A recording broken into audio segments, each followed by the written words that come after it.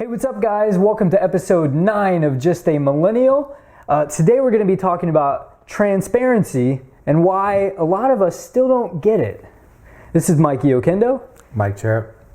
And intro. Well, I mean, do you get it? I mean, if you don't get it, it feels like... Why are we talking about it? It feels like the blind leading the blind. That would be pretty stupid. I guess it's fair. fair. Have you ever thought about that saying? Like, the blind leading the blind, like... Stevie Wonder literally just has a random, like, take the scene from Forrest Gump when he just decides to run, and then instead of Tom Hanks, just Stevie Wonder.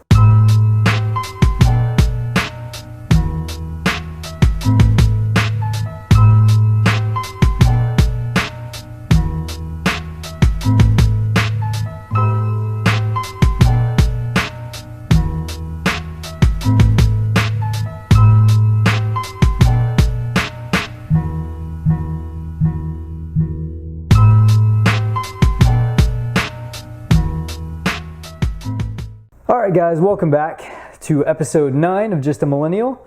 Today we're going to be talking about transparency, which we've talked about before, but we really wanted to make a show out of it because we feel like it's an important thing and it's something really crucial to millennials. And like we said in the last episode, we really want to get back to the core of the show. We want to talk about specifically millennials, what we care about, what we think about, what matters to us. And we're getting back to that because transparency is one of those key things that we need. I think it's also important to point out, though, before we get into all this, we do believe that a lot of dealers out there watching the show, a lot of businesses out there, B2B companies are doing a much better job. I mean, we've seen the change on social media, on emails that get sent to us, on all the interactions we do over the phone, that a lot of you guys are really upping your game, your social media game strong, you're on Instagram, you're all over the place, you're being really, you're adapting really well. So this is, it's really positive. So we love to see that kind of change and it's really fantastic. But I think one of the real big things we want to point out, we were just thinking about this, and it's great that so many people are taking action. It's great that so many people are actually putting plans into process to become more transparent. But we want to emphasize the fact that especially for millennials, transparency is a mindset. It's not a set of standardized actions that you can just put into place. It really is something that you have to get going at your dealership because I can't tell you how many places I've been to, dealerships, businesses in general, who maybe have changed part of their process. They've made it a little better, but the people, it's about the people. Like I think we can all agree that like businesses are people. It's not a set of rules or guideline or processes. That may be that's what makes the business run and function and organizes the people to allow your business to become more profitable. But ultimately, it's about people. People are going to drive your business. They're going to make it more successful. They're going to either kill it or grow it. And it seems like we're having a people problem with this transparency thing more than a process problem. And we're working on the process, but that's really what it is. It's, for me, probably just a clear example and something that I do quite often between blogs that I write. Our show is, I reference myself all the time. Mm-hmm. I'm a very black and white person. I'm very clear on how I feel about a lot of things. I never give you an ambiguous answer.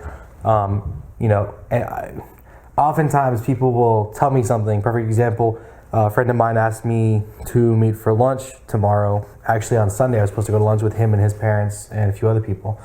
And he kept telling me, well, it'd be better if we didn't do it on Sunday, but we're open. And it was kind of like, I finally just replied to him, yes or no, are we going to lunch?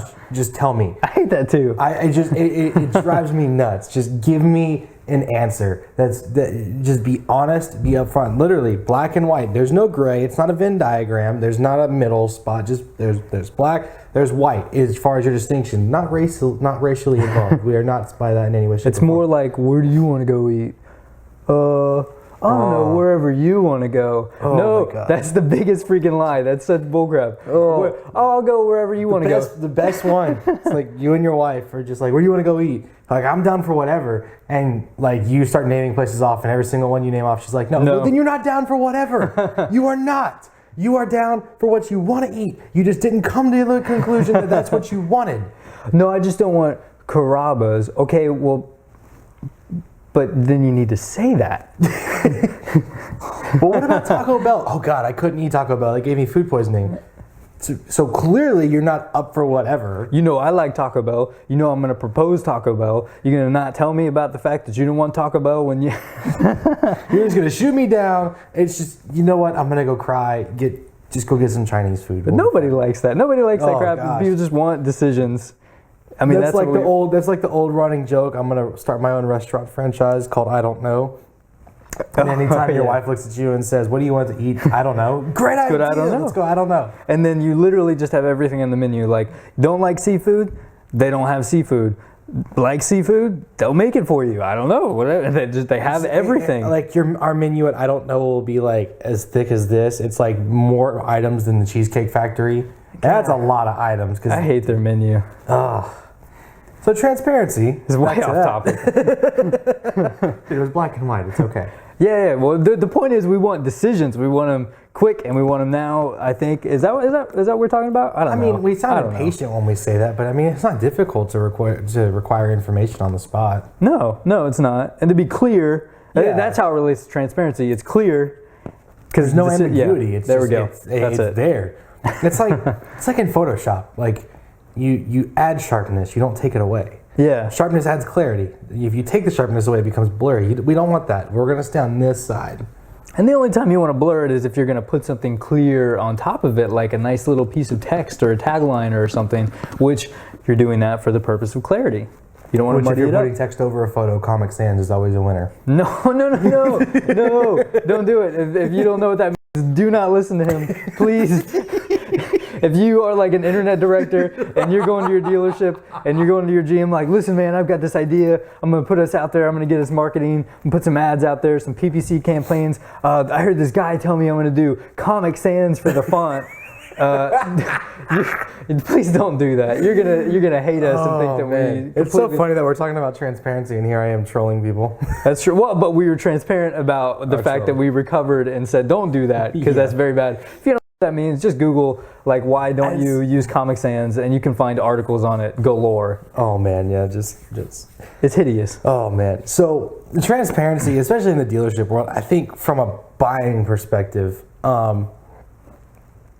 I think one of the most irritating things for me is it feels like you're being transparent with your pricing or your leasing, but it's like unless you're running a DVR and you pause and read the 3 paragraphs worth of text that's boxed into this little space that's like 0.1 font.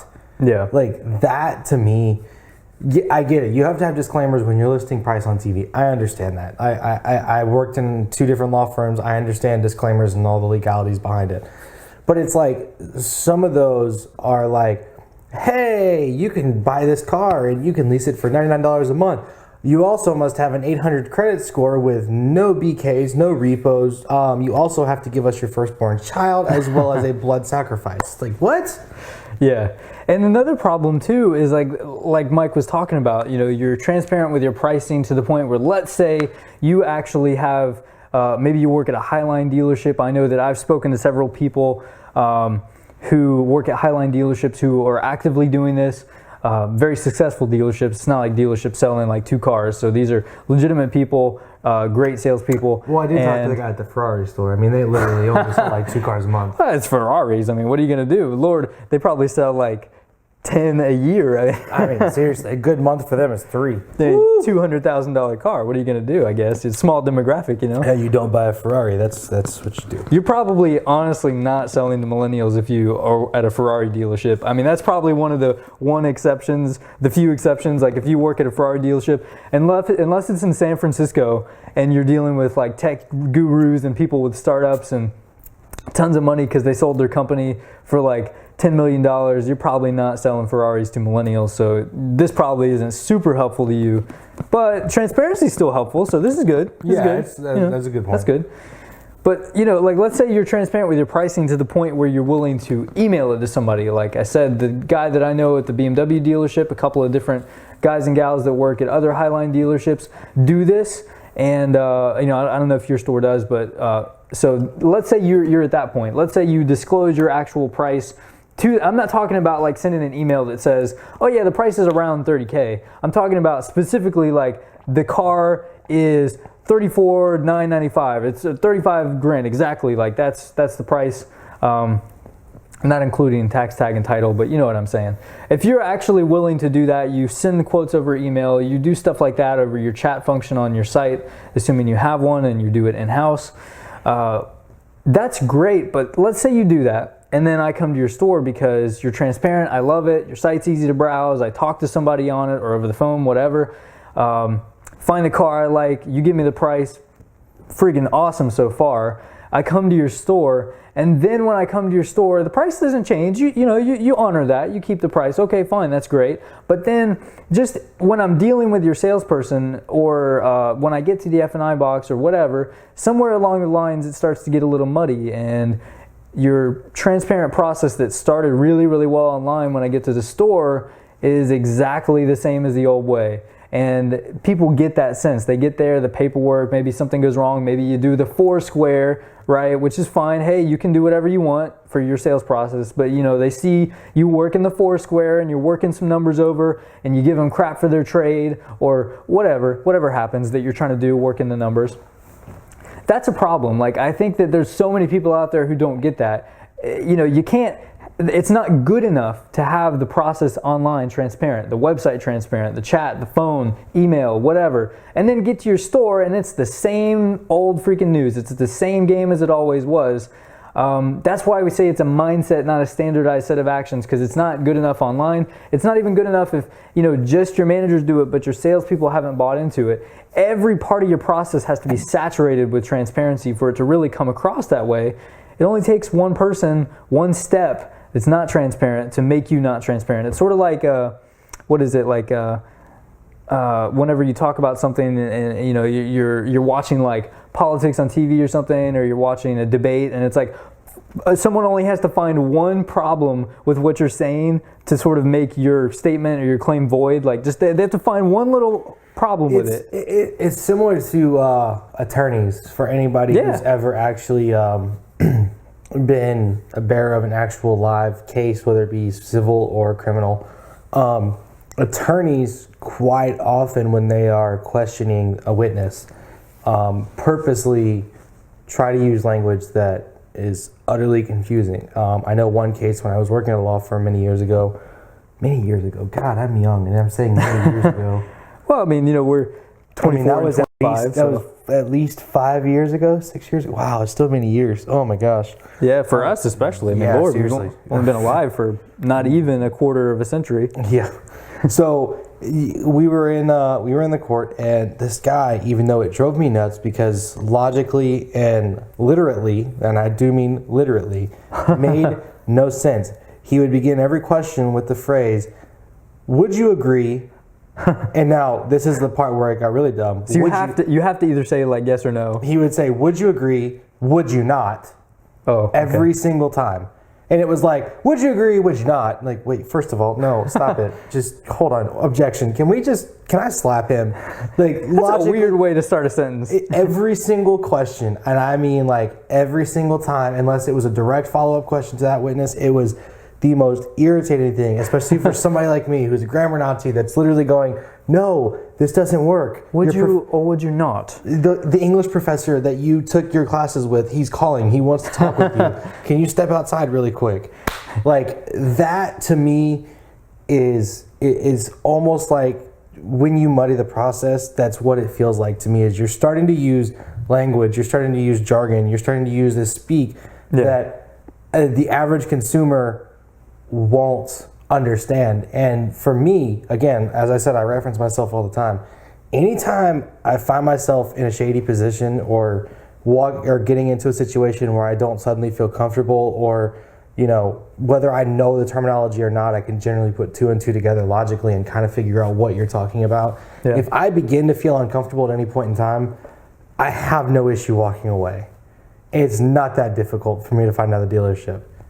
And it's not really because, I don't think it's fair for dealers out there to assume that it's because, oh, well, you're a millennial, you don't like to negotiate. You hear that all the time, like, oh, you you're just weak. You grew up in a generation where people give trophies to everybody and everybody's a winner, and you don't know how to negotiate because you never had to, and your parents bought you things, and you went to the store, and you're just used to dealing with things at set prices. You know, when I was a kid, I had to go in and barter for my milk and blah blah blah. And okay, well, fine, that's fine. But we live in a world now where everything almost is a fixed price. Yeah. I mean, seriously, I'm not claiming that a one-price store is going to be the most beneficial thing to every dealership, but we live in a world now where, I mean, everybody's competing with Amazon. Like, who's going to get the lower price? I'm not saying that lowest price always wins. Customer service always has probably the biggest factor in buying decisions when your customers. That's the biggest influence you can have. Mm-hmm. But if you're not transparent, if you muddy the waters, if you make things unclear, and yeah, whatever, we don't like to negotiate. I negotiate all the time. I don't care. But that's not why you left, because you can negotiate. But when I become uncomfortable because I suddenly realize, let me put it to you this way. If you and I were having a conversation, I'm a drummer, and you simply brought up something like, oh, I like Neil Peart, and all of a sudden, like, you say those words, my brain goes into overdrive, and I start telling you how the shells are put together on his kit, like what plies are, what a bearing edge is, what degree you're supposed to cut it at. I started throwing all this at you, and all of a sudden, unless you're a drummer, you have no idea what I'm talking about. And you know that because you know that the language is not friendly to non-drummers. God, so you're aware of it. Oh yeah, no, it's not at all. But if you're in that situation, you're probably going to either awkwardly sit there and let me finish talking, which is going to take me another 30 minutes, which that's a long time to awkwardly sit there, or you're going to try to excuse yourself from the situation because you suddenly realize, okay, I can't talk, or you're just going to be like, look, I just know who Neil Peart is. I have no idea what a bearing edge is. If you know what a bearing edge is, hit me up on Twitter. Let me know. I'd love to know that there's another drummer out there that I'm talking to on these shows. Or plus, think about it. Like, think about what you just said, that exact scenario. But, like, let's say you were trying to sell a drum kit to somebody now. Which I have done. Right. So now you're a salesperson. Now you're trying to build rapport and establish trust with this person for the purpose of making a sale, which, hey, that's great. That's cool. We all got to make money. Not a bad thing. Perfectly okay to be transparent, but still negotiate with the process and all that good stuff. But let's say you were using that language while trying to sell drums to somebody, even though you knew because of their body language, because the fact that they weren't really engaging with you when you were talking about it, they weren't really using terms back to you in a way that expressed an understanding, you still use the terminology. What would that mean? That would mean that you have a mindset that does not really care about transparency, because you actually know in your head, hey, this person doesn't know what I'm saying. They don't know the terms. They don't get it, but I'm still doing it. And we're talking about this, and I actually lived this as a salesperson for a drum shop, which I'm still friends with the owner to this day. He actually just brokered a deal for a church. When I worked in the drum shop, they didn't teach me a sales process, but when customers would walk in, it would start with that general retail question, not, hey, can I help you find something? Because that's an immediate no. My question was, yeah. What can I help you find? And generally they would say, oh, I'm browsing. Browsing for what? I mean, Are you looking for cymbals? Are you looking for a drum set? Are you looking for percussion? And that was the point in which, in my own mind, of course, I didn't know what a sales process was. This was just me naturally talking. At that point, I would either choose to just engage a conversation with them, kind of ask who they were, and before I even qualified them. But during my conversation with them, I was able to recognize, am I dealing with somebody who's a skilled drummer, a beginner, a novice, somebody who's literally just walking in here because it's 90 degrees outside and we have air conditioning? Like, I was able to recognize that. You adjust your language accordingly. You adjust your language accordingly. If I'm dealing with somebody that's a total drum geek, like, I can sit here and talk about that stuff all day. Right. But you need to be able to recognize that in your customers, and you also need to be able to relay that information to your F&I department, your managers. Look, they don't really understand car guy lingo. Yeah. Some people do. Mikey probably could go into a dealership and follow any word track that they have that has the most obscene car jargon ever. Me, I'm halfway lost. I can't follow that. I don't even want to. I just, no, not my cup of tea. But the funny thing is, and again, I realize there are a lot of dealerships who aren't doing this, but at the same time, it's like we said on Auto Dealer Live, or like Dave said on last week's show. If you didn't see it, go watch it. But at the end of the show, they were all talking, and they were saying, look, they were harping on a particular subject that's like this. It's one that's kind of talked about frequently. But one of the things they said was, look, we understand that a lot of you guys who are engaging with us on social media, tweeting, commenting on Facebook, and interacting with us over the show in some capacity, like, we understand that you get this because you're type A personality, you're the go-getter, you're the guy who is on social media tweeting at us during the show, absorbing this content. Like, yes, we understand you get it, but there are, I think, 18,000 dealers out there now from 2015 from the reports I've read. There's about 18,000 new franchise dealers out there in the whole country. Not that many people are tweeting at us. There aren't 18,000 dealers representative here. So even though there are a lot of really awesome dealers out there, there are still a lot that are just average and who aren't getting it. That's just facts. That's not even just dealerships. That's just business in general. Like, all businesses are like that. There's always the top group, and then there's the middle group, and there's always the middle group is probably going to be larger than the top group. That's just the way the things skews. That's why there's a freaking bell curve, because the middle part's always the biggest. So we get that a lot of you are doing this. Where's I going with this? I don't even know what I was talking about. You were the one that I let you run with it, bro. Oh man, what were you saying before this? Oh man, we're at that blind leading the blind thing. This is ridiculous. This is what we were talking about, you know? This is so bad. It was good too. It was on a roll, like, talking about... You were super on a roll, and then, like, you just... What was it?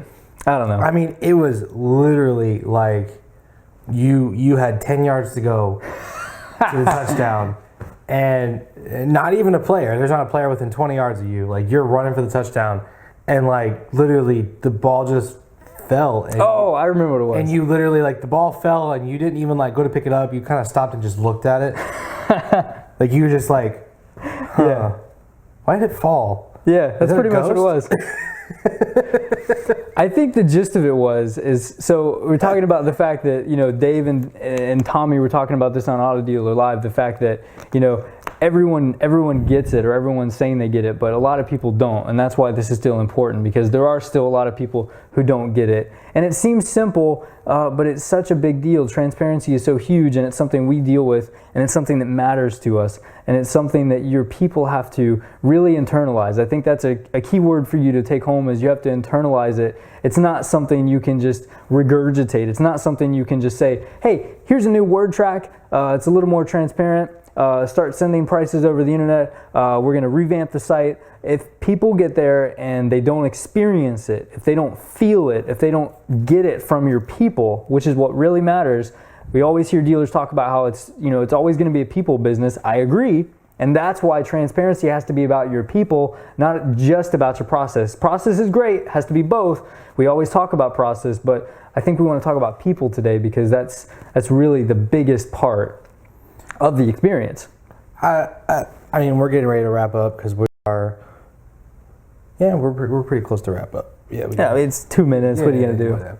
So I think in order for, my last point really to hit on is exactly what I said earlier. I myself very much, when given directions, when given a task, when given anything to do or told anything or asked anything, or when I ask somebody, I prefer black and white distinction. I want yes or no. I want it to be clear. I want it to be concise. Whether that's from your pricing to your finance, or even to your employees inside your dealerships, you need to be clear and concise, ambiguous. Hey, really quick, I know it's March 1st. What are my goals this month? I need you to sell cars. Oh, good. Now you're saying, is the S on cars like in its own like parentheses there? Like it's the S is completely optional based on the following? Like, is that how that works? No, you need to be clear. Number one, transparency starts from the head down. You hear this with every company. Everybody will tell you it starts from the head down. I'm not saying that every single thing and business decision needs to be publicly made known to every single person in your company. That's obviously, if they need to be included on those decisions, they'd be in a different position. Mm-hmm. You need to be transparent with your employees. You need to be transparent with what your expectations are of them. And you need to be transparent with your customers. Like I said, in the very beginning, I have no issue walking away from a dealership when I suddenly realize that either you're going to try and play me or we're playing this game. I can negotiate all day. I have no issue with that. I understand negotiating is a game. I don't like playing shadow games. This isn't Sherlock Holmes. Let's stop it. Seriously. You have no idea. That's the reason more people would rather go to the dentist than go to a dealership. Number one, it costs a heck of a lot less. But number two, the dentist isn't secretly trying to get you to get 5 crowns. The dentist is like, well, no, You need to get a crown, and I need to do a root canal. They're pretty clear and concise with what they want. And I think the other thing too is a lot of times when we talk about this, as I said, we talk about process, not people. I think the reason we want to talk about people is because we want to really simplify this. People make transparency such a complicated thing, and I think that's why dealers get so annoyed when they hear it. They get kind of pissed, like, I'm talking about transparency again. What are we just going to give up our gross? We're just going to have no profit. Our margins are already suffering. And I think there's a frustration involved, which is understandable because a lot of those things are true. Profit margins are suffering.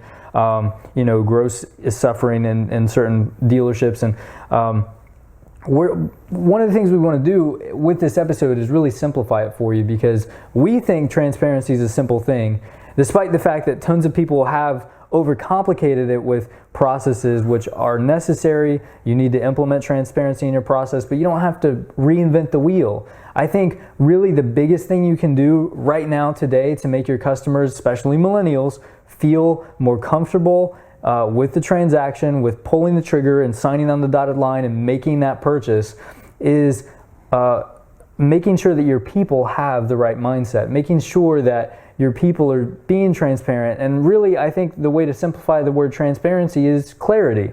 It's all about clarity. So think about when your people are guiding the customer, because that's really what a sale is. It's just leading the customer through the road to the sale. Think about the clarity of that process. Think about how your people are showing and leading your customers through that process. Is there clarity involved, or is it cloudy? Is it muddy at any point? Is there a point where the customer feels like maybe something isn't disclosed, even if it's not necessarily true? Just over-explain, over-communicate to make sure your customer gets it, to make sure that they know exactly what you're doing and why you're doing it and why this fee is here and what's associated with this. And be very, very clear with your language. Don't be the lawyer who uses jargon and F&I terms and all of that to try to make people, buy a warranty. Like, look, just explain to them what it is in real, open, clear, simple terms. Like, you should be, you know what? It reminds me of Reddit, like the explain like I'm five, explain like I'm five. Seriously, think about this. This would be a great training session. Like, if you're doing role plays, use this mindset. Think about like explaining your process, explaining your sales to a customer like they're five. Explain it to them like they're five. Seriously, like use terms that a 5-year-old would understand. Use sentences that are simple that a 5-year-old would understand. You would be surprised. You blow your customer's mind. I guarantee you'll get better reviews online. Your CSI scores will go up. People will love it. Yeah. Well, on that note, guys, we've got to get out of here. Might actually be early for once in like the past 6 weeks. That's a first. Yeah, it's a first. But on that note, I'm Mike Sheriff. I'm Mikey Okindo. Stay tuned for my Starbucks drink of the week. It was absolutely delicious.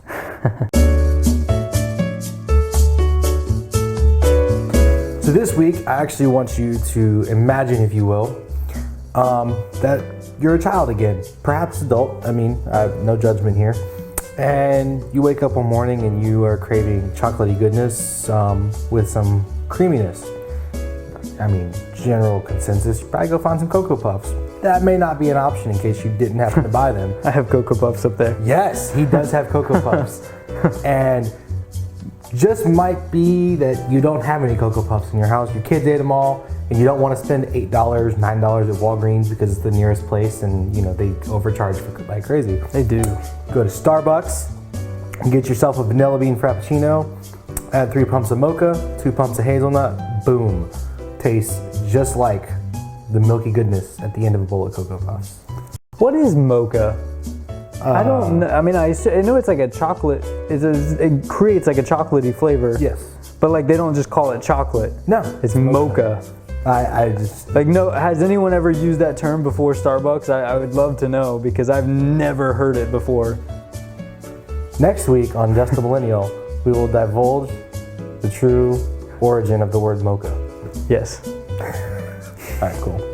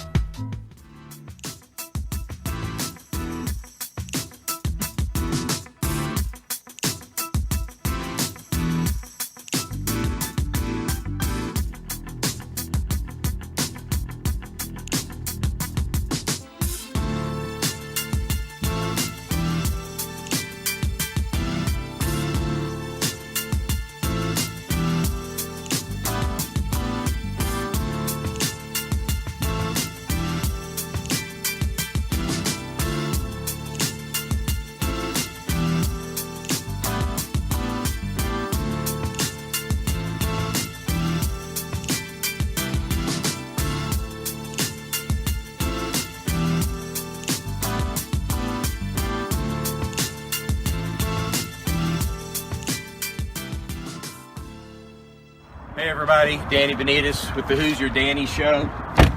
I'm at Street Toyota, which is my biggest competitor. They are the #1 store in the entire market. I'm going to actually interview the general manager of this store. So yes, a general manager is going to interview a competing general manager in their own market.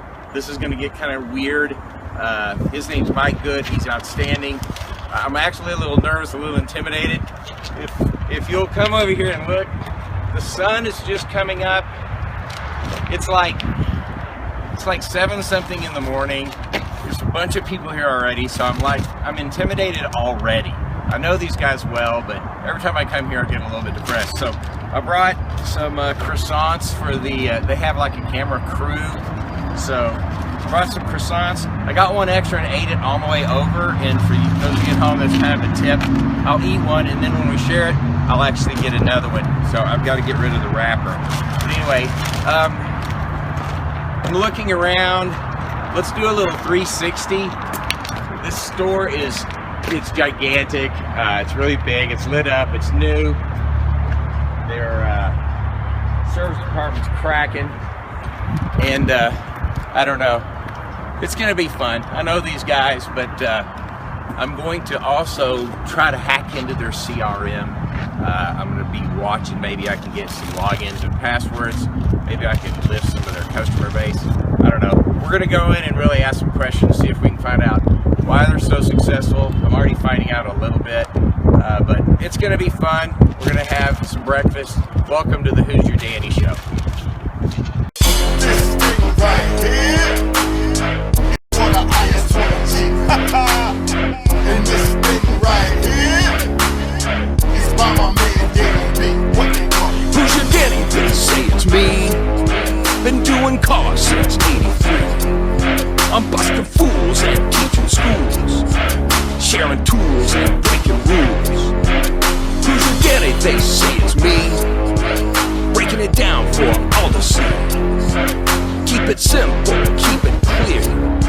The status quo is all I fear. Hello, welcome to the Who's Your Danny show. I'm here with Mr. Mike Good. He is the general manager of Street Toyota, which is an actual competing dealership with us in the same market.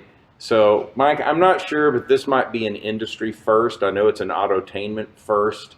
A dealership interviewing another dealership that's actually a competitor. So I hope you're super proud to be a part of this Who's Your Danny show. We're breaking new ground today. Yeah, okay, here's the deal. Sure. We're in Mike Good's personal garage. These are all of his cars in here. There's a, what is that one? That's a black one. No, that's a Mercedes. Is that a Bentley? That's a Bentley, yes. Okay. Yeah, we're going to get some shots here of it. And which one did you drive to work today? I told you I'm not going to tell you a whole lot today. Okay. I'm going to try to measure it. Okay, I'm trying to warm you Sure. up. Yes, I'm warm. Okay. Mike Good, how long you been in the car business? Probably 30 plus years. 30 plus. Okay, so that's pretty close the same amount of time I've been in. You worked for the OEM. Didn't you work for Toyota for a while? I worked for Gulf States Okay. for less than 2 years. Really? Yeah. And when talent comes out, dealers grab, right? You know, I was just so grateful for the opportunity to come to work in this store. Okay. Well, I'm telling you, they're pretty grateful that you came too, because I remember when Street Toyota was on the other side of town, smaller store. The store was selling 70, 80, 90, 100 cars a month, something like that. Is that close? On a good month, yeah. On a good month. We did 100. And enter Mike Good, how many years ago? 13 years ago. 13 years ago, okay. And the last few months average about how many cars a month? We're doing 5,000 a year. 5,000. Okay, I don't understand the math. I think monthly 450 cars a month. 400 plus. Oh, okay. And see, this is the painful part because how many do you sell a month, Danny? we're running we're already running a little Short of on time. Okay, yeah. Go ahead. But Mike and the group here at Street Toyota, they've got 17% of the total car business in this market in this one store. Town of 180 to 200,000 people. They've just been dominating. And so I'm really proud and also extremely jealous. And I can tell you part of the reason. What time is it right now, Mike? Well, it's about 7:45. Right, and we've been here an hour visiting and running around. So you guys get started early, right? We do. Okay. Many of us get here around 6:30, Oh. 6:45. Okay. No, we maybe that's. I'm going to write that down. Come to work early. Right. Okay. Tip number one. I'm trying to get tips here. I want to try to catch you. And yes, I'm here. We're interviewing a person who's dominating the market. He's kicking my ass pretty bad. But we're good friends. We've known each other for a long time. We've done different things together. But one of the things I've always loved about you, Mike, is that you are a non-stop learner, reader. You're always reading something. You're always looking at new concepts. And what are you reading right now? Well, two of my favorite books, and probably have affected our operation as much as anything, is Daniel Pink in Drive, where he talks about essentially what motivates today's workforce, Right. Which is autonomy, mastery, and purpose. Great way to run a dealership. And Simon Sinek, recently caught him on TED Talks. Mm-hmm. He talks about discovering your why. Mm-hmm. He Start says, with why. Exactly. Mm-hmm. He says people don't buy your. Oh, well, you already know this, Danny. Oh. Okay. If the good people don't buy your what or your how, they buy your why. That's right. That's right. That's just like Daniel Pink. He relates purpose with Simon Sinek's why. Sure. That's what makes people engage. Gallup said recently that in November of last year they measured almost 69% of the American workforce is disengaged. Sure. That really means, Danny, that your people, 69% of them, you go line them up against the wall, 7 out of 10, Yeah. really don't give a rat's rear end about your dealership Sure. or how well you're going to do, the end of the month figures or anything else. They're just there for a paycheck. Really, it becomes almost an act of prostitution. Right. I'll show up, I'll do what you say you need me to do, Right. and you pay me, and then I'm going on my way, and I really don't care what happens after that. Point number 2, prostitution. Right. No, I couldn't agree more. As a matter of fact, we were. I did a workshop called retention deficit disorder and other dealership maladies, and one of the conditions was not really having engaged employees. And what we did is in this workshop, as we talked about, there's really 3 levels of customers and 3 levels of employees. You have the people that just show up, and we're going to call them satisfied, because in the whether it's the workforce or customers, just having a satisfied employee or a satisfied customer is not enough. The next step is engaged. That's someone who has to be satisfied, but they're engaged, so they're a little more involved. They believe in what you do. And then the third step is an ambassador. So what we want to try to do is create ambassadors in the workplace and ambassadors to customers, people that not only enjoy what they do, they believe in what you believe, they believe in your why, and then they shout it from the mountaintops, and they either recruit other customers, recruit great people, and we have to get our people to that place. And I love Start With Why and Leaders Eat Last, which is Absolutely. his last book. I'm about halfway through, so in my eyes, I'm done. If I get Sure, halfway through a sure. book, I'm really doing great. The last book I read from cover to cover was Charlie and the Great Glass Elevator, which was the Willy Wonka Part 2. Sure. Once they bust through the elevator, and I read that. So cover to if cover. you It's fantastic. you no longer read Dr. Zeus or No, I do Any of not. that? I do not read Dr. Zeus or Dr. Seuss. right. Dr. Zeus, that's mythology, right? Okay. Let's go back to what you were talking. Danny, you're a nut. Hey, I know. And right where you deserve to be in the marketplace. So let's go back and talk just a minute about the why, the Okay. purpose. Yeah. And what you're talking about, retention, Sure. you know, it really goes to the hard issues of why someone's there, Right. why they show up. And you know what that relates to directly is the culture.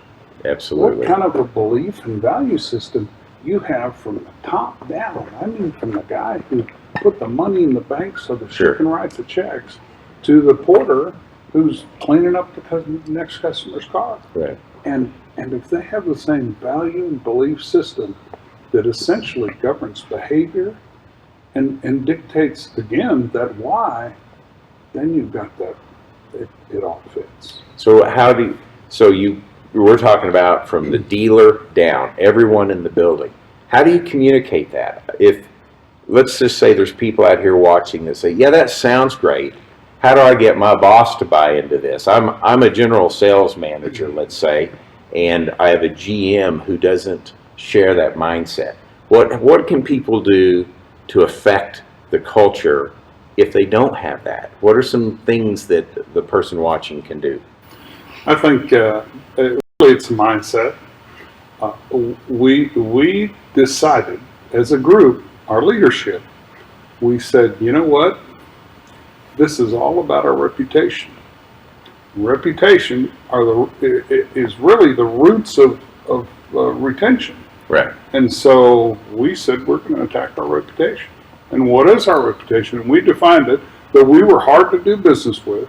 We were the nicest people in town, but it was tough to buy a car from us. Right. So we simply changed the way we did business and the way we looked and valued each customer that came in. And said if we treat these people just a little bit differently, we're a little nicer, and we help them get what they came for, which, you know, we didn't force them to come in. Right. They stopped by voluntarily. they just came in. So, well, let me think. Why are they here? They're not here for lumber. They're not here for lingerie. Guess what? They came to get a car. What? Most people want one or want a different one. And so it's simple. Our job is simply to give them a great experience and help them get what they want. It's that simple. And the second thing that we really begin to focus on, and we knew that with 37 employees, that the track record up to that point meant we were probably going to have to repurpose some of those people, Right. or help them repurpose themselves and find some people who fit the profile that we were looking for relative to a servant's heart, relative to their energy, their ambition, their willingness to satisfy our customers. And so, yeah, we did begin to slowly change people. I didn't want to get rid of that many people Sure. all at once, Sure. because you know what? I'd have been out there waiting on customers and doing F&I Right. and all that stuff. And, Right. thanks, but no thanks. That doesn't work. So we just begin to individually select one after another. And then we implemented what I like to call an investment culture. Okay. That says, if you come to work for us and you have the same values and beliefs that we have, and you want the same things we want, and that's a huge thing. We ask them Right. to articulate that. And if what you want lines up with what we want, then we're going to invest in you. And we're going to ask you to invest in yourself. And we will co-invest in you to help you get what you want out of life. And it really is out of life, because this is 1/3 of your life at least that you're spending here, and another third you're sleeping. So this is a big deal. Right. And we'll help you get what you want. And we'll invest in you so that you can. So that's a big part of our culture, is growing people. You know what? In fact, I often say, you don't grow a dealership by throwing sales or cutting prices. You grow a dealership by growing people. That's right. And when you say invest in people, you're talking about time, energy, money. Exactly. And so when you're investing a lot, you make that commitment to invest a lot, well, then you have to be very, very particular about what you're looking for in those people. No more of the fog the mirror, come on and we'll figure it out. You have to go through quite a rigorous interview process here, and you've created such a culture of success, servanthood, and so on, that people want to come to work here. And for those of you listening, if you're having problems finding good people, get the foundation of your organization strong, and then finding people. It's really about turning people away because you have people beating the door down. Last night, I attended they call it commencement of Dale Carnegie class. Right. We regularly, every year, we send a number of people through Dale Carnegie, and I think we had somewhere around 10 people at a cost of about $20,000. Wow. For an 8-week course, and I was so proud. These are people who came in with strengths, and you could just see that those strengths were honed and polished, and we've got better people now because of what they went every Monday night for 8 weeks. Right. Spent 3.5 hours from 6:30 till almost 10, and guess what? We've invested, they've grown, and we've grown. Right. We are better because of them. Well, and that's something, again, I've known Joe Street, known you for quite a while. You guys aren't afraid to invest in people, whether it's money, resources, things we talked about. Let's talk just for a second about training. What kind of emphasis do you put on training here in the store? What are the requirements, not specifically what you train about? I planted some bug devices in there. I'll find that out later. But what you guys do, what your requirements are, and the focus you put on training in the store from the car business. Thanks for that. That's a great question. Yeah. And we are sweeping the building right now with those machines that detect listening devices. Okay, good. So that won't go far. I'm just telling you. That's all right. We think Scratch that out. we think an untrained individual that if they fail, it's our fault. That's right. That's right. So again, we have to say, is our investment simply money, or is it our time? And in fact, our time and our effort and our clarity of purpose as management and as a fellow associate is so much more important. It really is than just spending a few bucks and Sure. send them to a class. They need that one-on-one integration where they know that I understand what they want. That's right.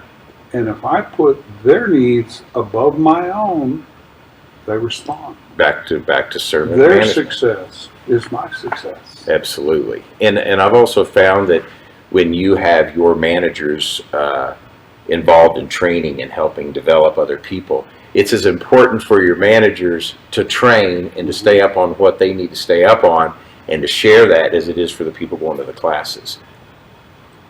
We're talking about upper management. How do you continue to motivate them? You have such a strong core of upper leadership in this dealership. We several things, but primarily we meet every Wednesday morning, and it's our department heads and then some of our upper level managers, and there are 12 of us, I think. We meet 12, 13. And for the last 10 years, we've been doing book studies. And when we do a book study, it's not, okay, you hand out the book and I'm going to talk about the book one chapter at a time for the next 27 weeks. We assign the pieces of the book to each individual, and we go around the table. And so next week, my parts director might be responsible for chapter 11. And when he brings chapter 11, I ask him to do one thing. And I'll ask him to not preach about the chapter. I want them to create a discussion. I want them to facilitate. Facilitation is a leadership quality, and they need to practice that. And so it's not up to them to say what the chapter said, it's up to them to draw the conversation out of others. Right. Again, that's a little of Socrates things. I can't teach you what to do. I can only ask you to bring these things to mind. And so their job is to ask questions and draw participation out. And everyone reads. Right now we actually committed 65 weeks to a book on mentoring. And this, it's 65 1.5-page chapters. And so each one perfectly fit for each week, and 65 different ways of approaching mentoring. Wow. And how to impact proteges. And if we're not out there, out on the showroom floor, out in the dealership, mentoring the people who look to us for leadership, we're not growing. Sure. And we're not helping those people grow. So that's just one of the things we do on every Wednesday morning. Cool. There's a lot of things that you guys do that are outside of the norm, and you don't page people. No, we have no paging system. We use radios, Right. And just like you find at the Ritz-Carlton or the Four Seasons, and it creates a fine hotel atmosphere versus parts call 247, parts Right. call 247, and people enjoy that. I don't know that they know that there's that big a difference, Right. except they can identify why there's a difference. Sure. But there is. It's subtle. It's one of the little things. Another thing I spend a lot of time talking about, and I say talking, I ask questions. I want to engage with my department heads, and I make it clear that it's their department. Right. If they want my opinion on an issue, I'll give it to them. They have to ask though. Sure. Most of the time, I hope.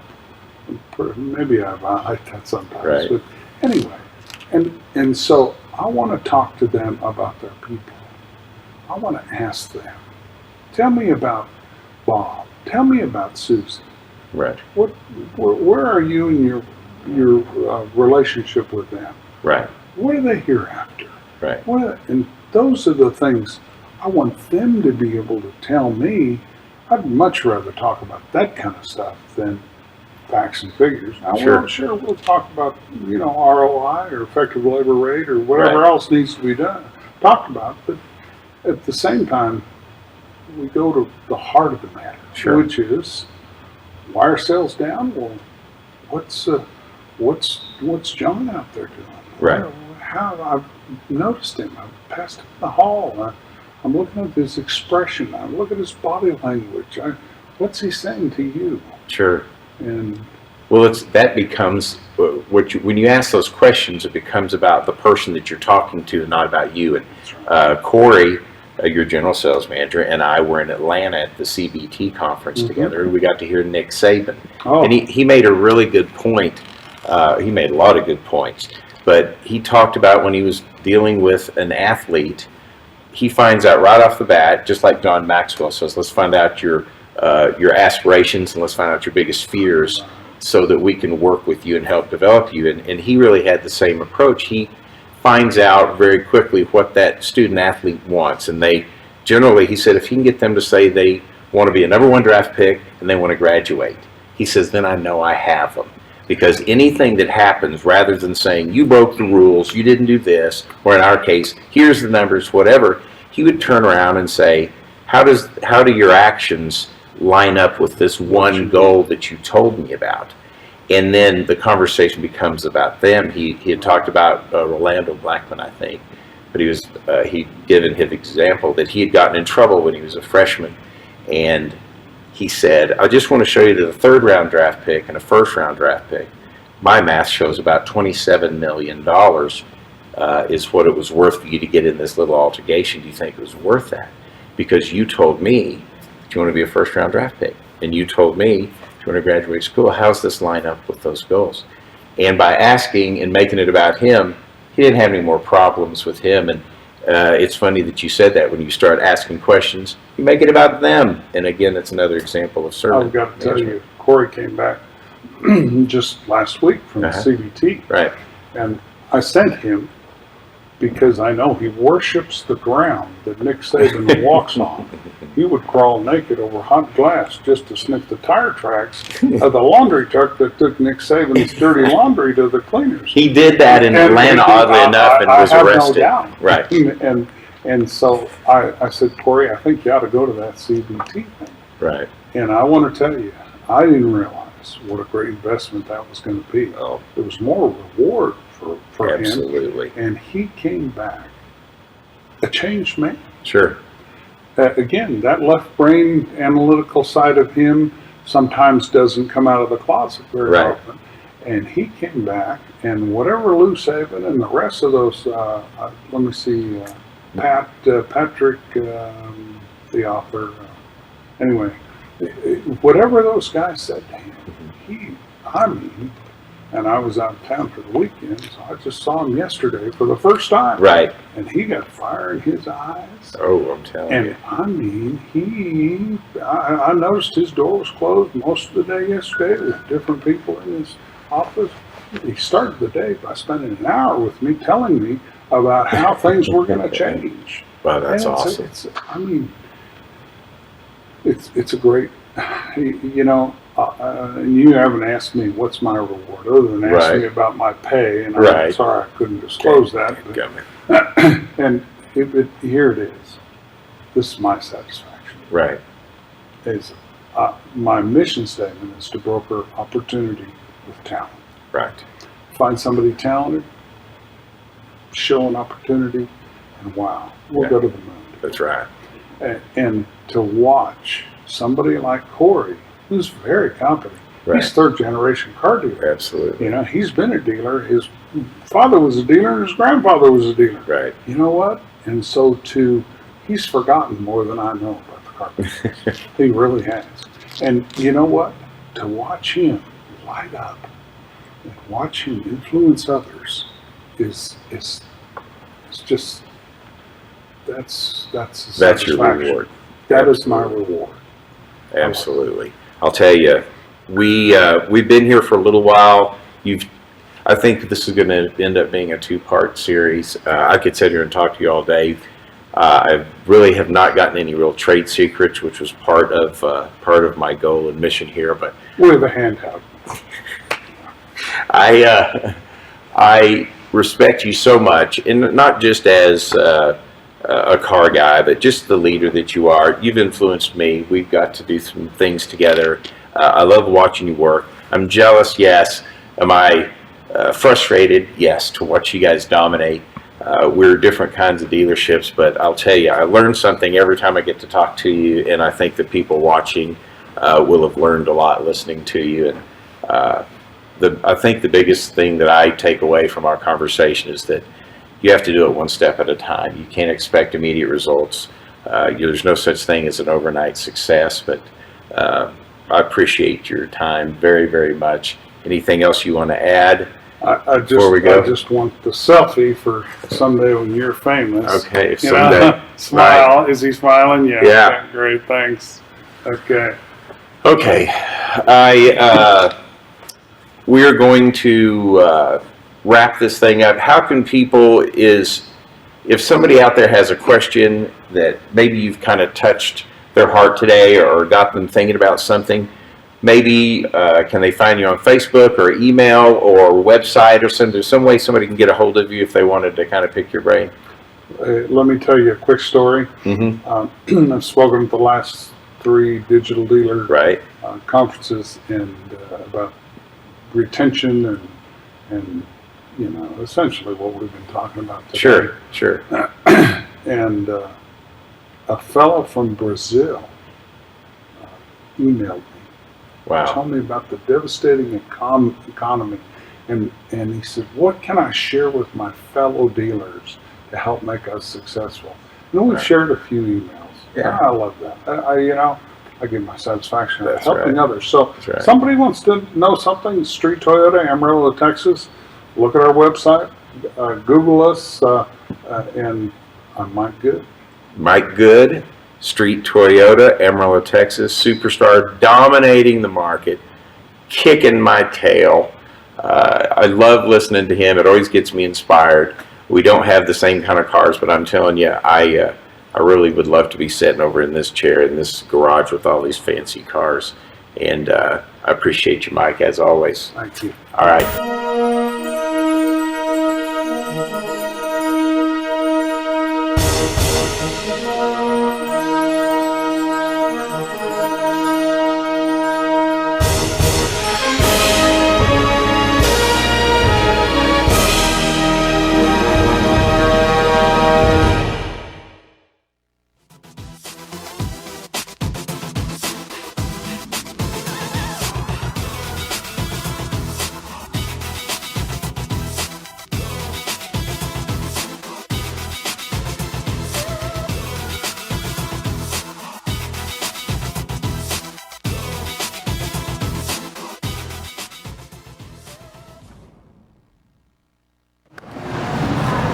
I was just going to thank you for hosting the show while I was gone. That's all.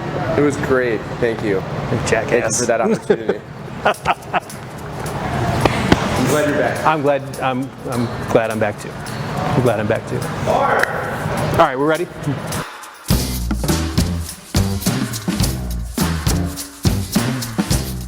Well, hey everybody, welcome to another episode of Think Bigger, the show that inspires you to think beyond today and tomorrow to help you achieve your biggest ambitions. And I'm back after taking a few weeks off to spend some time with my new beautiful baby boy and the family, back here on the set in the office at the Launch Digital Marketing Studios, bringing you another episode of Think Bigger. I would be remiss if I didn't thank my man Joe Chura for stepping in to guest host while I was gone. Joe did an awesome job. He had some great guests and really brought some new content. And I learned a bunch of things while I was gone watching these shows. I hope you did too. And that kind of brings us to where we are at today. We've got about 2 months worth of Think Bigger episodes in the books, and we really should pause right here and reflect back upon what we learned so far, because I've noticed by hosting the show a lot of themes that are recurring from our big thinker guests. And we've had senators, we've had entrepreneurs, we've had internet sensations, and they come from these different walks of life, but you can see the commonalities in their Think Bigger mindset. And I want to step back, kind of go back a little bit and look at some of these guests, look at the information they brought to you and they brought to me, and really kind of lay the foundation once again for you developing your own Think Bigger mindset so you can get on the road and start achieving your biggest ambitions. Are you ready? Let's go do this. Let's check it out. So we'll just go to a title sequence there. Yeah, title sequence. Okay. Title sequence.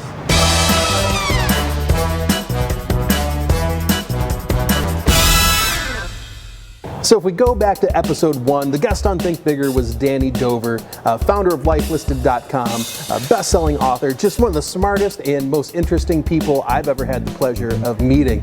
And through our conversation, one of the things that I learned from Danny is that if you want to take these Think Bigger ideas and get them out of your head and turn them into a real-life thing, is you have to set goals for yourself, goals that you can achieve. So Danny had some great advice on setting goals and how you can do it too, and through the magic of editing.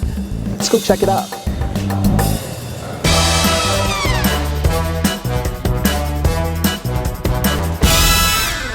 So for me, the big tactical tool has been using SMART goals.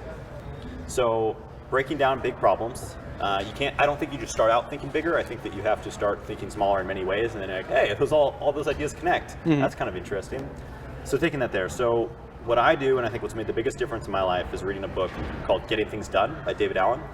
And he has a system for getting things done. And what he does is he takes all of your big projects, these things that are overwhelming, breaks them into small sizes, and he creates a system so you can handle these things that are coming through. Okay. All these crazy requests.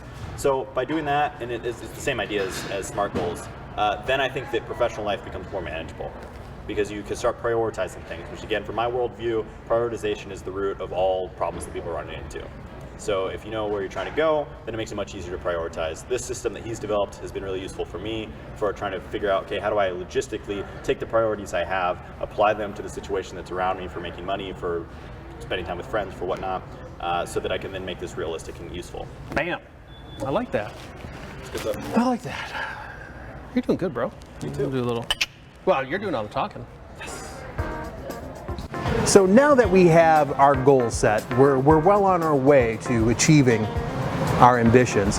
And what's going to happen, and I've seen this with every single person that I've talked to and with every single person that Joe has talked to, is that eventually you're going to encounter an obstacle. It is the reality of the world that obstacles are going to be placed in your path, and it's how you deal with those obstacles that make the difference between achieving your ambitions or just giving up and trying again some other day.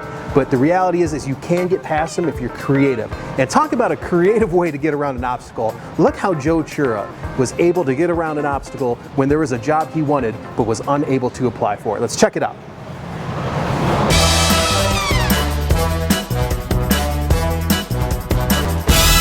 Well, so what happened is, as a UAW employee, I couldn't even apply for that job.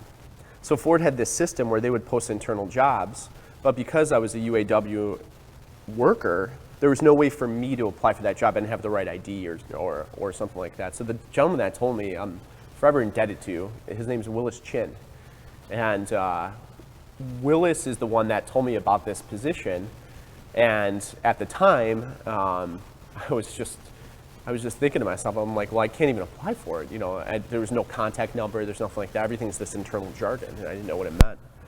So a couple days passed, and I go up to Willis, and I just said, hey, that job you were talking about, can I apply for it under your name? And then just right away say, hey, I'm not Willis Chin. And he said, sure, I don't care, go for it. You know, and I did. And I interviewed for the position, and long story short, I got it. And I would have never got it if I just accepted that barrier that was in front of me, and just went with it and said, well, that's too bad, right? So when I had the pleasure of sitting down and talking to Honda Pro Jason, he really said something that struck me, and then it was something else that I noticed that other big thinkers had said too. And that's when you have this big idea, this big ambition, this big thing you want to accomplish, you have to tell people about it. You have to let them know. You can't keep it to yourself. You got to get it out there, and this is really easy to do. Check this out. Hey guys, I've got a show called Think Bigger. Will you watch it for me? Absolutely. Yeah. See how easy that is? And here's how Honda Pro Jason did it.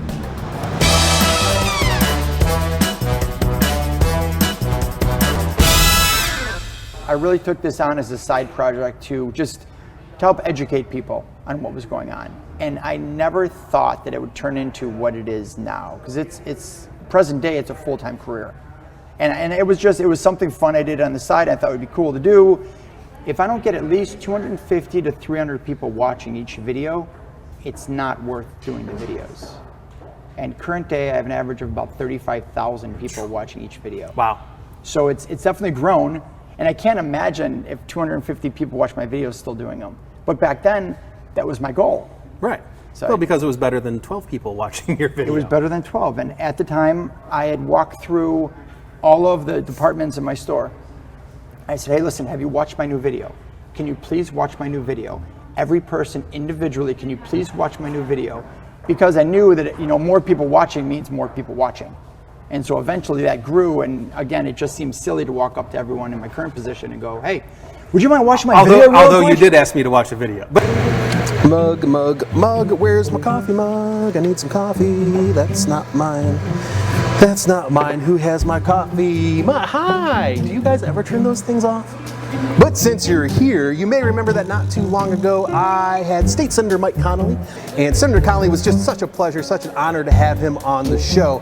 And what he taught me was that as you're on your Think Bigger journey, opportunities are going to present themselves. And you have to be ready for them. Your eyes have to be open. Because when that opportunity arrives, you have to be ready to seize it. You can't let it pass you by. Dude. This is my mug.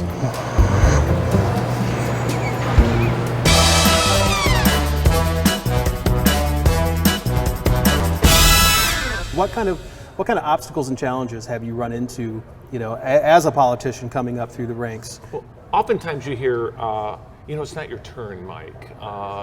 You shouldn't be thinking of running for this office because it's not your turn. And that's something I want everyone listening to this show to understand. Opportunity presents itself, and you better seize it, because opportunities come and go. And so there was an opportunity to run for the State House, and for a flicker, I hesitated, and then I realized this opportunity may never come again, and I felt like the experience I had, I could apply it at the state level in a real positive way.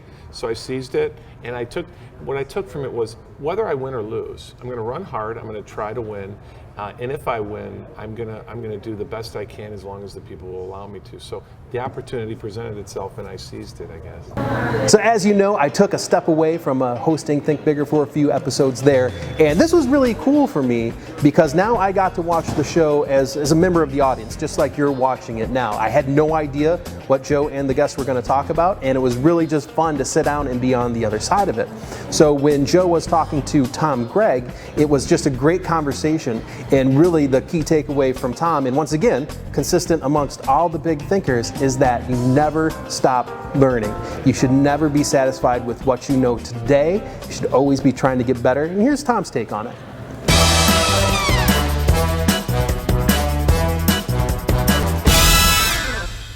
Actually, as you were talking, I was thinking bigger is really being bigger.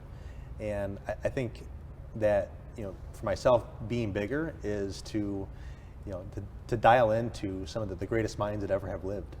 So I think if you expose yourself to books and audiobooks, I drive a lot, so I'm always on the road, and I wanted to make sure that I was using my time as effective as possible. And so I'm able to replace what could be a downtime or time listening to music, which is good, but I think consuming a full hour or hour plus commute home to just music is not as valuable as time as you could be if you were invested in an audiobook. And one of the tips I will add to the audiobooks is one thing I saw on YouTube was with the iPhone and probably Android as well, you can speed up the pace of an audiobook. So going from 1 time up to 2, I leave it at 1.5. And so you use the Audible app, right? I use I go on to iTunes and buy the books through iTunes directly. Cool. Yeah, and I speed it up to 1.5, so in an hour drive, I can get almost an hour and 40 minutes of content in that 1 hour. So specific books and authors that I like, Malcolm Gladwell is I think a great one. So we talked about David and Goliath. Yeah, absolutely. I think a lot of the other ones are just the positive mindset people. So I think Jeffrey Gitomer is certainly a good one. Setting your mind right going into work. You need to go into work with a positive attitude, and I think being a naysayer or a negative or a no person, as opposed to being one that's positive and trying to find ways. I think just anything, Grant Cardone is more of a positive sales guy. And one of the things about him, he talks about, if you could do it, how would it be? So the next episode of Think Bigger that Joe hosted featured that guy. And what I learned from Mark was very similar to what Tom had to say. And what I really took to heart about his message is that you should always be trying to achieve more. Even if you're having fantastic results today, that is no good reason to sit on your laurels and not try to do better. Here's what Mark had to say.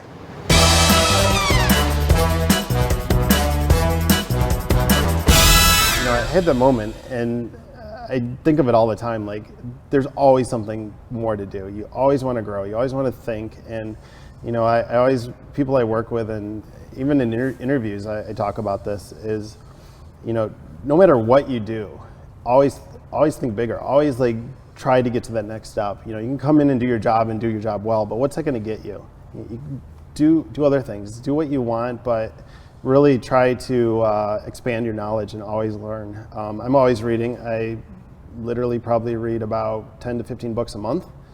Most of them, some of them are fiction, but most of them has to do with something, just learning something. I'm a pilot, I love to fly, and I got to a point where I just wanted to learn more, so now I'm going for my IFR rating, and that's a lot of work, but it's cool, and it's something I really like, and I'll stay up till 1 o'clock in the morning reading that and just trying to learn more and absorb it. This is a heck of a book, and I'm actually a little jealous that Joe got to interview Christy Hedges and I didn't, because she is so smart. But Joe got to do it, and it was great. And what was really cool to me is just how Christy laid out some of the neuroscience behind the scenes that helps us achieve these things, and how our brain works in these fascinating ways. I mean, it's just so impressive, so cool. Let's see what Christy has to say about it.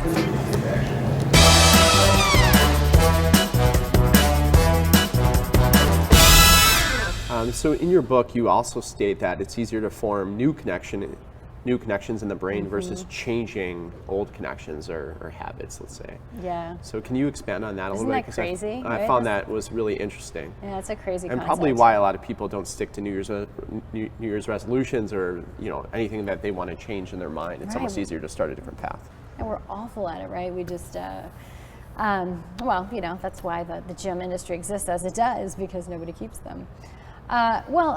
So I started getting really interested in neuroscience, it's been probably 10 years now, and looking at what makes people change, because I'm a coach, and so I'm all about helping people change. And neuroscience has found its way into all kinds of different domains, and we hear a lot about how it's attached to leadership, which I think is very exciting, and I'm a little bit of a junkie about it, so I'm always reading new studies and trying to apply it to my work and to myself.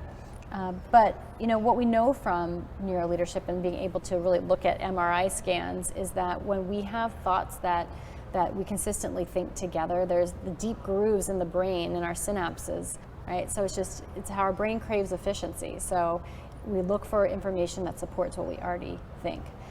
it's actually easier to have a new insight because it's a new connection that has no groove. So when we're able to really have that time and that reflection time to kind of take a step back and look at something in a unique way and form a new thought, that's so much easier for us than trying to go back to the same thought we've had and disprove it. It happens to people all the time, but it's easier to capture a new thought.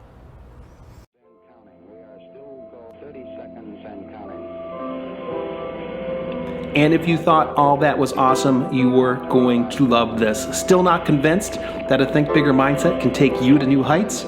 Kick back, relax, and watch this video from Danny Dover, very first guest on Think Bigger. Let's check it out.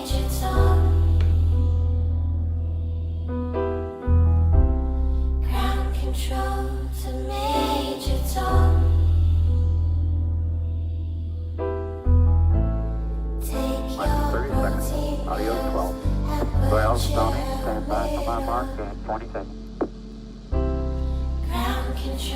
Stand by. Mark.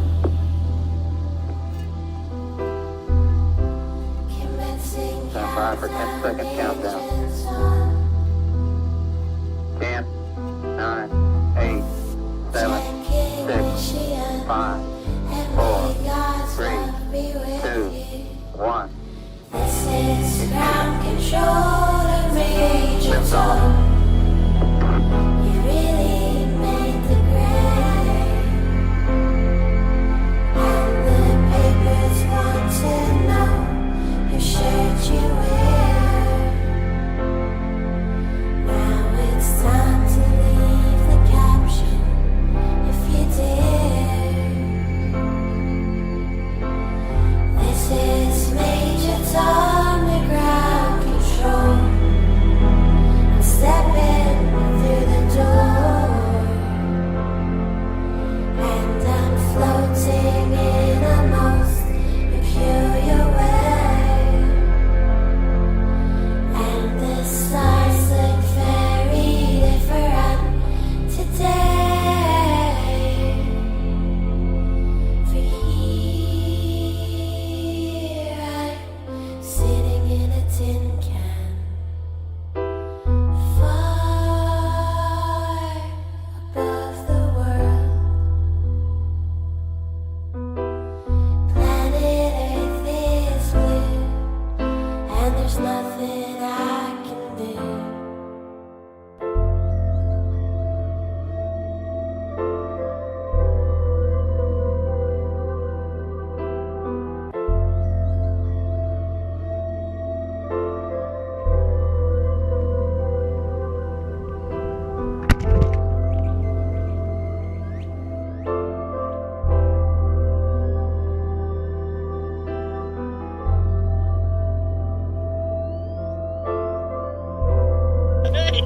What's going on?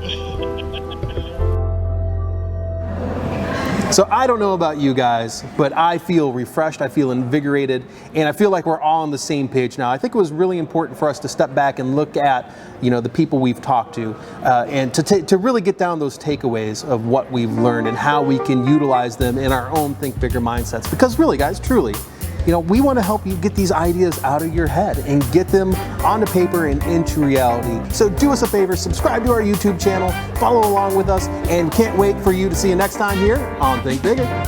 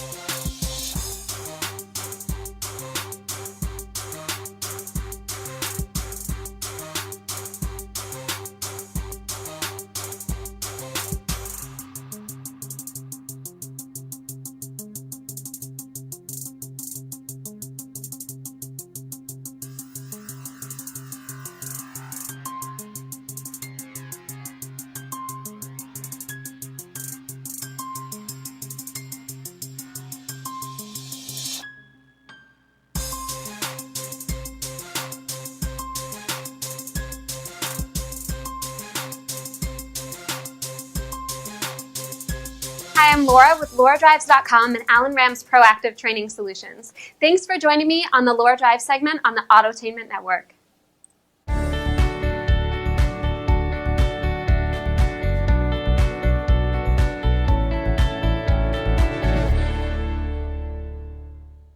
This week on the Laura Drive segment on Auto Dealer Live, we want to talk about video best practices. So for everybody out there making video, whether it's on YouTube, on Facebook, on both platforms, in an attempt to try and sell you more cars, I want to give you 3 simple best practices that have helped my videos become extremely visible and helped me sell a lot of cars using video on social media. The first best practice is to keep these videos short. I always aim for a 2 to 3 minute window, and maybe it should be even a little shorter on Facebook. So keep it short. If you have a lot of ideas about, let's say, one particular redesign, chop it up and make multiple videos so that we can keep them in maybe a 60 or 120 second format. So that's my first best practice. Don't overdo it. Don't wear yourself out with video. Just keep it short. My second best practice is to keep it interesting. The best way to keep a video that you're making to try and attract customers to come in and see you interesting is by choosing topics that you're actually excited about. So Camry may have 0% right now running for 60 months, but if you're not jazzed and excited about it, your audience is going to feel it. That video might fall on its face. So do something that you're excited about. Maybe they just started doing a new lineup of off-road vehicles, or a new package or new technology is now available in something. Make a video that you're excited about. Make sure that you're transferring that enthusiasm. Again, selling is the transfer of enthusiasm supported by conviction. So pick something you're enthusiastic about, let that shine, and that is going to be an effective video. My third and last best practice is to keep value in mind. This is something I've talked about before, but I still see it absolutely all the time. I see commercials. I see people saying, hey, this is what my name is. This is where I work. Come see me. We're doing a big sale. We're doing a push-pull drag. Whatever the case is, those aren't necessarily effective videos. You should, if you're still going to make those videos, at least pepper them a little bit more heavily with value videos. Videos that answer questions for prospective customers. Videos that compare models or shed some insight into the car buying process. So keep value in mind is my third and final best practice. If you follow this format, if you keep all of these 3 best practices in mind, you're going to make a fierce video that's going to get you some attention and get some people walking through the front door to come and see you.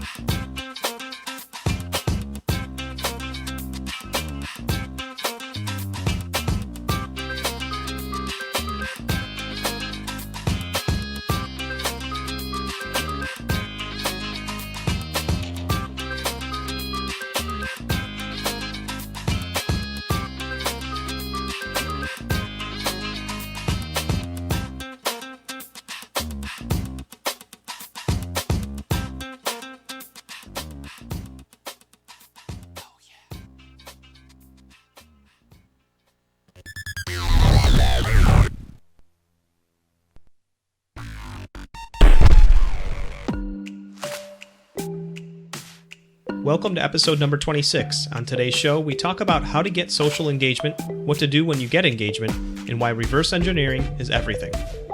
When you were little, what did you want to be when you grew up? A car salesman. Said no one ever.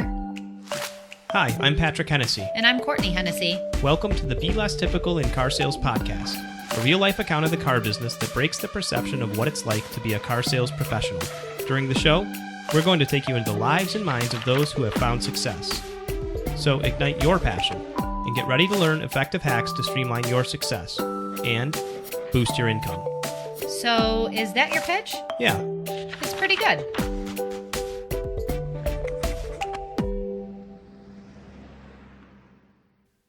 As promised, we're back for another episode with Frank Lopes. If you missed episode number 25, be sure to go back and check it out. You'll get all the background info on Frank, and we lay out the groundwork for this episode. Which leads us into today's show. We're going to walk you through the how-tos of taking over your dealership's social media presence. If you remember, Frank's top 3 hit lists for social were to analyze the dealership's posts, Review all messaging to ensure it reaches your target market and across demographics. watch big brands, Look for synergies and ideas that you can incorporate into your social strategy. and above all else, don't spam. Resist the urge to put out posts that you want, and instead opt for posting things that your customers are looking for. We'll get into this one in detail on today's show. So let's get to it. Frank shares with us what he does when he takes over a dealership's Facebook account. When I take over a dealership's Facebook account, the first thing that I tell them is that we are not going to sell on Facebook anymore. We're done with that. Whoa, whoa, whoa. What? We're not going to have a post that has anything to do with selling a car, or it's a great day to buy a car at Friendly Motors, or anything like that. You're not going to see one of those for at least 6 months. If social messaging's main focus is to sell, you have to turn that strategy on its head.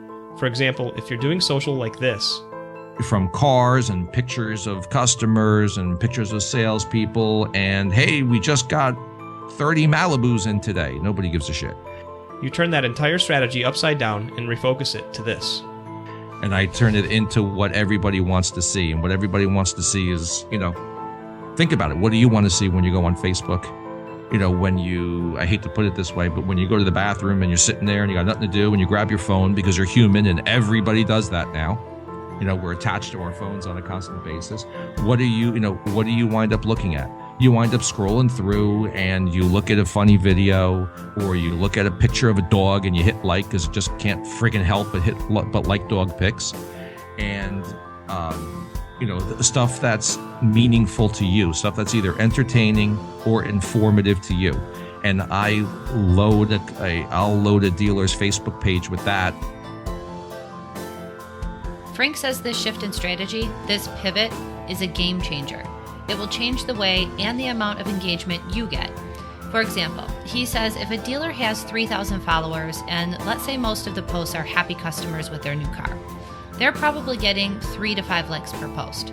But when he implements the new strategy of sharing informative, interesting, puppy-like content, the dealer will see something like 200 to 300 likes per post. So why is that? Why? Well, because you started speaking to your customer and started speaking with him instead of speaking at him. Okay, then why don't we see more of this in our industry? I'm constantly on the lookout on social. I'm looking to see what other dealers are doing, both our in and out of market competition. Resist the urge to do what everybody else is doing, because what everybody else is doing is not working. Boom. I agree. Most dealerships' social media presence and interaction with their customers lacks in comparison to what other industries and retailers have been able to obtain. So how can we catch up? Let's list ideas of topics the dealership could post. Yeah, absolutely. There's a few. Holidays are always good. I'm not saying to put a post up for, hey, it's run 2 miles backwards day, because there seems to be a day for friggin' everything now. Mm-hmm. Frank shares a post he created for a dealer on a holiday. The post is actually a really good one. It says the USS Arizona continues to spill 9 quarts of oil into the harbor each day. Okay, so that's a fact that most people would not know. That, number one, most people don't know that the Arizona is still sunk in the harbor, that is still sitting there, and that there's still oil in it. And the next part said 74 years later, it's an eerie reminder of that infamous day. Hashtag Pearl Harbor. With a photo of the Pearl Harbor Memorial with a bunch of Navy servicemen all saluting. Okay, so what was the outcome? Page has 7,000 followers. I boosted the post for $25 to have 499 likes up to now, 79 shares. That's pretty impressive. Another example are emotional posts that tie to your product. Exactly. And a couple of days before that, we had a picture of an old Volkswagen Bug with presents strapped to the roof rack, one present's flying away. We photoshopped the present flying away in, and we also photoshopped the dog driving it with a big scarf coming out the window, right? Because people, like I said, people love dogs. if you can take a dog, grab that emotional part of how people love dogs, and take the dog and put him into a scenario that has to do with the product or has to do with the dealership. It doesn't necessarily have to be, but that's an instant tug right away. For sure. So, 265 likes, 32 shares. Okay, so at this point in our conversation, I'm thinking to myself, is this guy giving it to us straight? You know what they say about advertising sales reps. They're some of the best salespeople in the world. So is this type of engagement really possible? Frank, you know we love you, but we had to investigate. I began hunting Facebook in search of this strategy. It's February 14th. We find a dealer page that follows an old school strategy. The page is littered with pics of happy customers and their shiny new car. I'm not going to share the name of the dealership, but they have just under 3,000 page likes. Not bad. However, as we scroll through the posts, I begin to notice that there's rarely a comment. There's less than 5 likes per post, and I couldn't find a post that was shared. Our search continues, and we find a dealership page using the strategy Frank recommends. Here's what we see. Remember, it's February 14th, Valentine's Day. There's a picture of a man kissing the hood of a car. The image has the dealer logo on it. The caption reads, "Give that man in your life the gift he really wants this year. Things he can use on his car." The article that the image links to is titled, "The 10 Most Romantic Valentine's Gifts for Your Guy, Under $100. The article has nothing to do with buying a new car, and it's not written by anyone affiliated with the dealership. Currently, the post has 62 likes and 1 comment. Scrolling down a little further, there's a post linking to Kelley Blue Book's list of best family cars. Definitely an interesting article for a family in search of a car. We click the link. There are multiple cars on KBB's list. However, a few are made by the brand this dealer sells. So this post is informative, but it's not a sales pitch. The post has 86 likes, 1 share, 2 comments. Next, there's a post on trendy decor ideas for the Super Bowl. 100 likes, 1 share. And this next one surprised me by the amount of engagement. It's a pic of Punxsutawney Phil on Groundhog's Day. The photo has 290 likes, 15 comments, and 25 shares. Wow, I'd say Frank's strategy is proven in my opinion. And don't forget about the importance of responding to this engagement, these comments and shares. If you're getting engagement, you probably worked hard for it, so don't let it go to waste. Frank has a policy that every comment gets responded to by the dealership, no matter what. Now, if you're listening to this and you're a salesperson and you're feeling a little mystified and wondering where you went wrong because you've built your entire social presence around things like happy customer pictures and we just got 15 new vehicles in, don't worry. You haven't gone down the wrong path. Personal branded pages have a different audience than the dealership's page. Personal pages are a place where... And that is where they can put up pictures of themselves with their customers. That's where they can put up when they go to do a home delivery. That's where they can put a picture of themselves doing the home delivery because the message is completely different. The message of buy a car from World Subaru is completely different than the message of buy a car from Ali at World Subaru. Frank stands behind having salespeople have their own profiles, building their personal brands and image. Ali can put up as many pictures of herself with happy customers because it's her. She's pushing her own brand, and her idea is that, I'll take care of if you become a customer, I'll take care of you. That doesn't work on the dealership level anymore. Okay, so let's break this down before moving on. Resist the urge to post salesy messaging. Resist the urge to post happy customer pictures on your dealership's social profiles. Create content that's informative, has an emotional tie, or that's share-worthy. Think holidays and puppies. Let your salespeople promote their personal brand. It's good dealership exposure, so long as it's tasteful. Always respond to comments on your page. So where should dealers focus their time and effort? Which social platforms provide the best results? Frank says it starts with Facebook. Once you have that rolling, branch out. Frank thinks Instagram is the next up-and-coming platform. Why Instagram? Instagram as a platform is really growing now.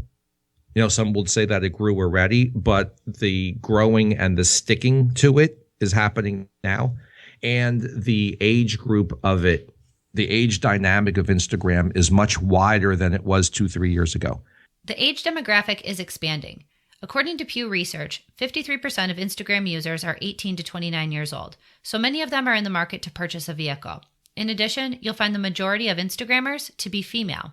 And just like the other social sites, you need to be of service to your customers, be of service to your followers, and provide value. You're not going to provide value on Instagram by putting up a picture of a Outback and saying it's a great day to lease an Outback for $239 a month. That's not going to, once again, we're going to all we're going to do is make doctors richer for a spam thumb. Mm-hmm. That's what's going to happen. What you can do, but it's great to put a picture of the memorial at Pearl Harbor and say, and just write in the caption, remember those who suffered, remember those who sacrificed all for us. # Pearl Harbor. Using the Pearl Harbor example reminds me of an important point.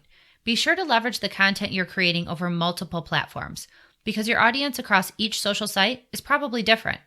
You might need to tweak the language, but you can reuse content across platforms. There's absolutely nothing wrong with that. It's actually smart.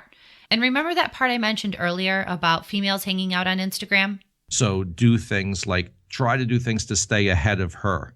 So, for example, in late August, you post a picture of notebooks and loose leaf paper and school supplies and say, and just put in the caption, have you gotten your back to school list from your kids yet? You don't want to be that person online the second day of school. This is valuable because you're planting a seed in that busy woman's mind that she needs to buy school supplies.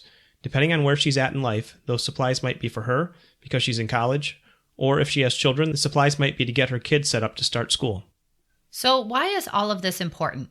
Customers have a preconceived notion about every single car dealership that they've never bought a car from before, and it's always negative. Always. Car dealers are the scum of the earth when it comes to customers thinking about buying a car, and they're afraid right away. True. And they come into the store, and the first thing that they are is they're defensive. And rightfully so. For the shenanigans that we pulled so many years ago for so long, we built up our own negative reputation. And now it's also up to us to change that reputation, but we're going to have to do it one customer at a time. We couldn't agree more. So in closing, my advice when it comes to this is really simple. Reverse engineer everything that you do. Everything. Think about the end user and what the end user is going to respond to. Putting out messages or putting up posts that are what you want to say more than likely are not going to be what the end user wants to hear today. It's not. Reverse engineer everything. Think about your end user. Think about what he wants to hear. Think about what's on his or her mind. Think about what is important to him or her right now, today, and make the play towards that and set up everything you want to do to talk to that. Great information. Whether you're running the dealership's social strategy or creating your personal social media strategy, I encourage you to test this theory out. You'll be surprised with the results you receive. We're going to be testing it out on our Facebook page. So if you don't already, be sure to like us and follow us on Facebook. Again, a special thank you to Frank Lopes. For show notes, go to belesstypical.com/026.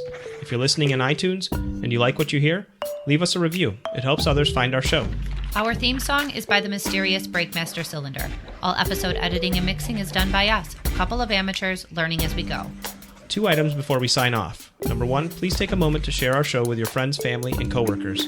Sharing is caring, and we appreciate your support. Number 2, if you or anyone you know are conducting car sales in a less typical way, please reach out to us. We want to hear your story, and there's a chance you could be featured on an upcoming show. Send me an email so we can connect. My email address is patrick@belesstypical.com.